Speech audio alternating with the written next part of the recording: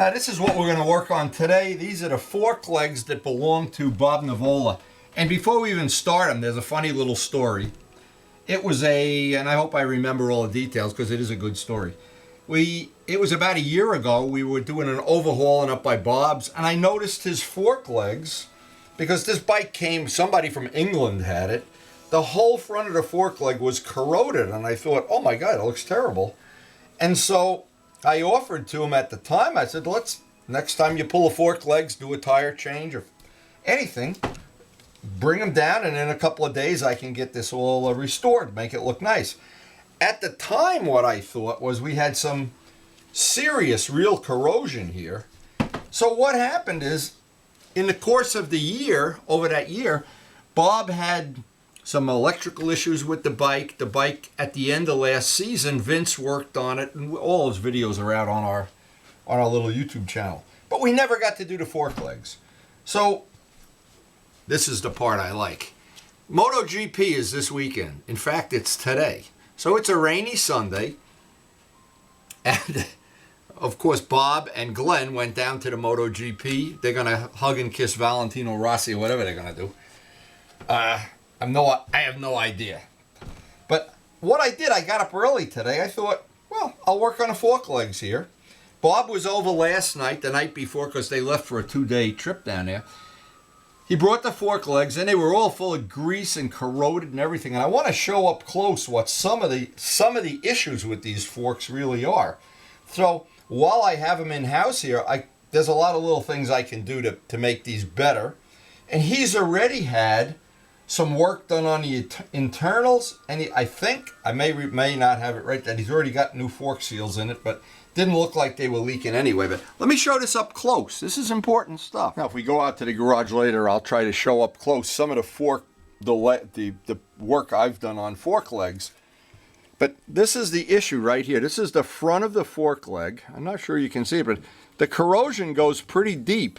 So what we're going to do is take some rough sandpaper and try to get this smoothed out, and then some smooth sandpaper and sand it out. We're going to try to clean it all up. Then we're going to use maybe some Brillo or something, get this degreased even better than it is. And another thing we're going to try to do, the end caps where the adjustment are, these are kind of rough. While we have it apart, I could run these on a polishing wheel, make them a little bit nicer. And then Bob has decided, of course, all the choices here. We could have polished these so they'd look like polished aluminum. But then because it would be the kind of thing maybe once a month you'd have to repolish them, Bob's not interested in that. So I thought, like my RD, if we paint them gloss black and really make them shiny, because his bike is red, that would accent it real nice. So this is one of the things, and I think if you follow through step by step, this is something anybody could do while you have the bike apart. And by the way, this bike has, like all Japanese bikes, maybe all bikes, period. When I started taking this finish off, Bob was here, I just took a razor and scratched it off. What they did is they etched the surface of this and they put on this what is really silver paint. And then over it, they shot the thinnest coat of clear I've ever seen, because you can just take, in fact, let me do a little demo here. This is really funny. You can just take a screwdriver to this and it comes right off. So the finish we're going to put on there hopefully will be a little bit nicer looking, last a little bit longer, and add a little bit of custom look to the bike. So the first thing is, while these are apart, and this is easy to do whenever you have the forks apart, and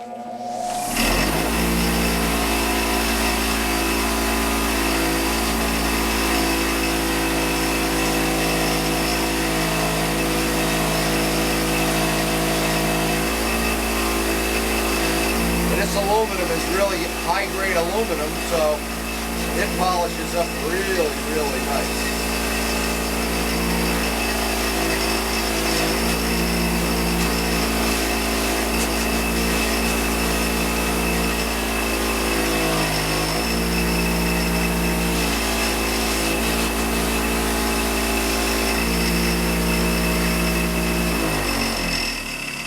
Have to do with this, let me just get a paper towel here.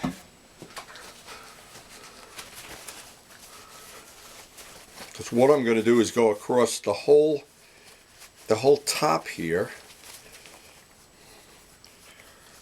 I wanted to show this. Let me just clean this up, and you'll see how nice this comes out once I get all the extra compound off. Now, I'm not sure you'll be able to see the difference, but I did spend about 15 minutes excuse me, getting this one polished as opposed to this one that's in the stock condition. And if you see I see the difference anyway.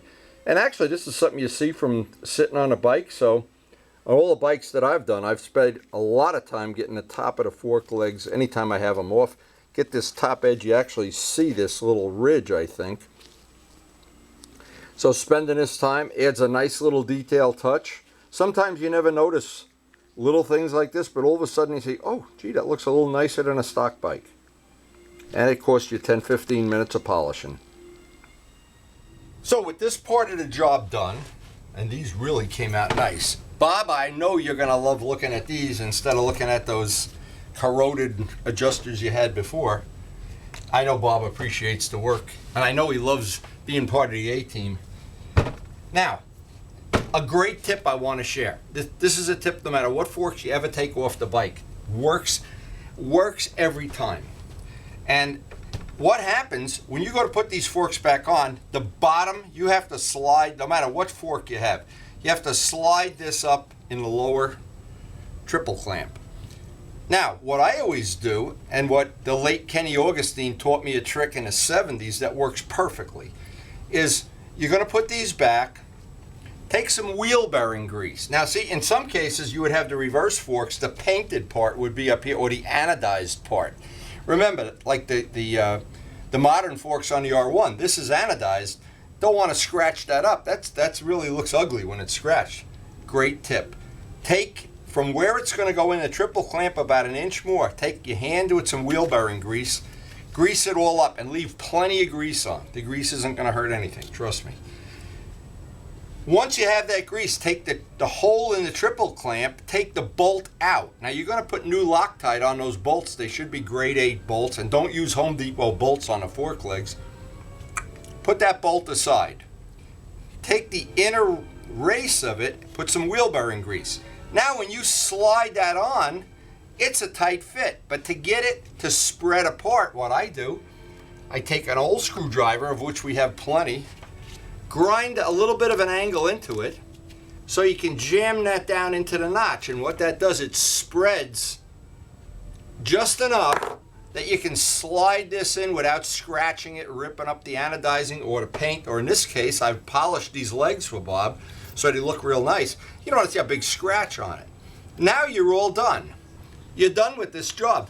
Raise the fork leg before you put the tire on about an inch more than you have to. Just an inch.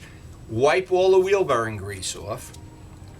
Take some brake part cleaner, spray it in here. All of what's in that triple clamp will come out the bottom. Put a rag there, clean that all up. Don't get brake part cleaner on a new paint. Now when you slide that back, there'll be no, for all purposes, no scratching. And even if you do get a scratch, it'll be just a half an inch instead of zzz, like a big zipper going up the side. And now, clean the old Loctite off the bolt, put new Loctite on a bolt or bolts. Get this all lined up. There's several good tricks for putting the front end back together. I've heard there's several ways to do it. People leave the bolts hand tight, bounce the bike up and down, get everything to set. I really just put it back together.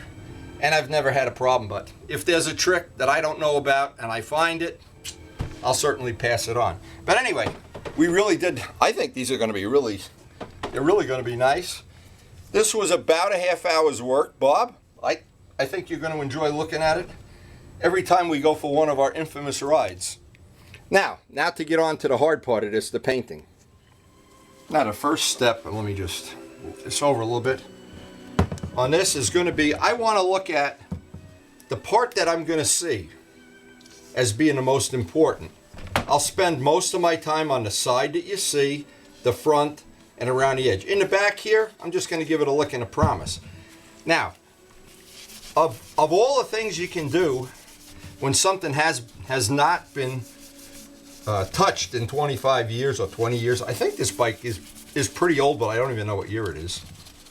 It's a Honda. I think it's a VFR, but I don't know what year. And since I've never owned a Honda, I don't know anything about Hondas. So anyway, what the idea here is to clean it up and get a good tooth on it. I don't want anything to be real shiny. I want it to have a nice tooth. SOS is a good way to do that. I've already degreased this 3 or 4 times. I've gotten in here with a wire brush while Bob was here, and I was showing him some of the little do's and don'ts of this. But hey, they're at MotoGP today, but it's raining.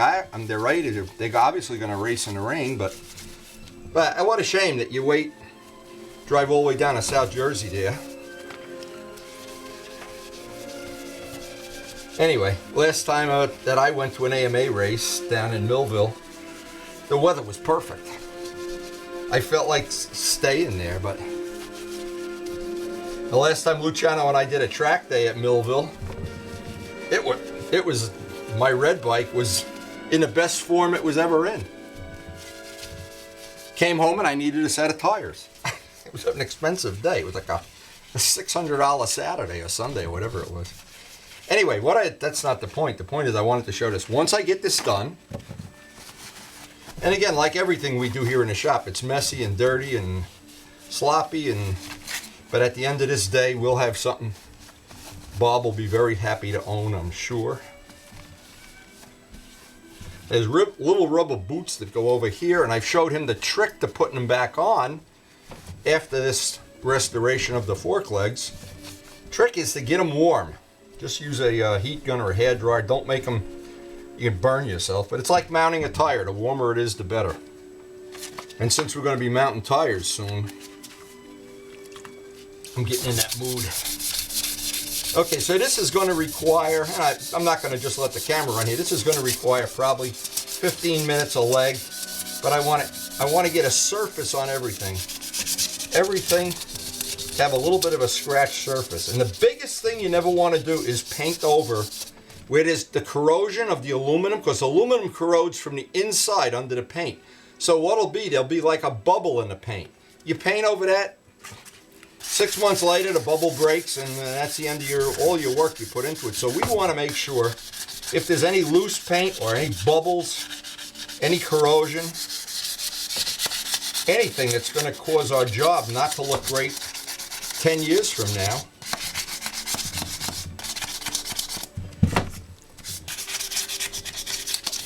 What's amazing about these motorcycles, and it blows my mind every time I think about it, the 4 bikes that I have that are all 25 and 35 years old, a little restoration, and I mean not a lot of dollars, just a lot of time. A little restoration, they'll be good for another 20 years. None of these bikes really are at the point where they need any major overhauls or tires and chains and maybe a fork seal every couple of years. And I don't really see any reason to ever spend money on a new bike. For me, anyway. And then the other part of it is none of the bikes they make nowadays really are my cup of tea. So I'm kind of happy with my old stuff, and I'm kind of happy to help other people that enjoy these older bikes. Keep them maintained nice. Share the passion. Anyway, I'll get on this until I think, oh yeah, it's coming right out. But it's a little time consuming. I got to get all this stuff off, then I got to degrease it. Of course, this has to be prepped, but prepping these parts, as opposed to if I just painted over the old paint, it might look good for 6 months, maybe never. But if I do this way, I know it's going to last a much longer time. And the last step is one final degreasing before we backmask it. I want to get all the fingerprints and everything off, any soap that's left, soap residue. And this product, Prep Wall, is anybody that's a very concerned person that's doing this kind of work. If you can get your hands on M600, Sikkens M600, it is way better, in my opinion, for what we do. But, again, Nancy Pelosi doesn't want us using it. She'd rather us use dishwater. So, I love our government. I'm a big government guy. Anyway. Okay, so now this is going to be, once I dry this up, this will be ready for back. I get the other one done, get ready for backmasking. The point is with this, it's a relatively simple job. There's no, I sanded this with 400 sandpaper for whatever anybody really needs to know, but it's not critical. The critical part is to get it clean of all grease and wax and etched rough so that the primer gets a good bite. You can't prime a piece of glass. It's got to be like a little bit of a sandpaper thing. Okay, now I got the two little things here that I want to get out. Always have a cup full of Q-tips for just this reason. I don't want to be painting this, and inside the bolt holes is all kind of stuff coming out. Or cleaner and Brillo and whatever. So we'll dry this all up. I can blow it with compressed air if I'm wondering if anything is still in there. Get all the holes clean, get this back clean. Now you would never see that, but you know, there's an old saying, the gods see everywhere. Okay, I think we got one done. In 5 minutes we're going to be ready to backmask here. Now one final tip, and this if you're really a fanatical person, I guess I am to a certain degree, but one of the things you can do when this is painted, now, and I'm going to explain why I don't do this. I used to backmask this, try to backmask this and razor cut that in, and so actually when the axle and the spacer go in there, you're not going into fresh paint. Same thing with this. I would backmask off this washer area. The problem is I never really got it as accurate as I would like. I would always see a little bit of silver or something that I didn't like. So I came up with what I think is a little bit better solution. I paint the whole thing. Then at the end of it, I take a number 11 blade and get any paint that's inside there around both sides. And then when I put the axle in, see, what Bob should have done, I didn't think to tell him, so it's on me, is to bring me these bolts, and the axle. Then I could have married the axle up and seen exactly what part wouldn't get painted. And the same thing here. It's a little baby detail that you would only be concerned with if you're like me. But anyway, we are at the point, and I love this, where we're ready to backmask. We've got these parts very well prepped, and I think we're going to have some really nice fork legs when these are done. I'm very excited. This is the kind of project, there's no downside to it. There's no Bondo, there's no, well, we'll try to cover this up or patch this. These are just, this is strictly just a refinish job. And of course, I always backmask with tin foil if possible.